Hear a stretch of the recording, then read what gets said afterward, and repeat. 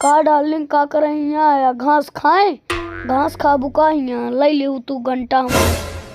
बाबू मेरे सोना मेरे हरियर पुदीना, मैं यहाँ तुमको देखने आई हूँ। और बताओ क्या हाल चाल है? परेशान तो नहीं करते हैं जेलर साहब? डॉन डॉन होते हैं, डॉन को कौन परेशान करेगा।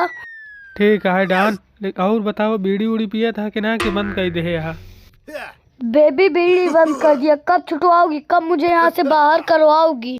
बाबू अब तुम इसमें 6 महीने डानगिरी करो, क्योंकि तुम बहुत आत्म मचा दिए थे, इतनी लौंडिया पटा दिए थे कि मेरा होश पैतड़ा।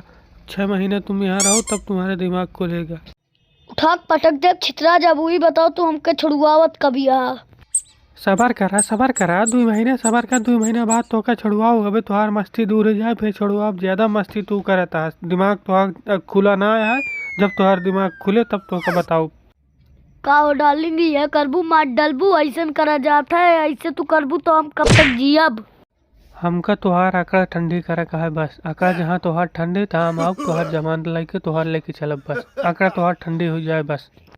ए ऐसा कर, यहाँ से शांति से तू फूट ले, नहीं तो एक घंटा दे बुलेट के पलट जाबू। ठीक है दोस्तों, चैनल को सब्सक्राइब कर दिया करो यार।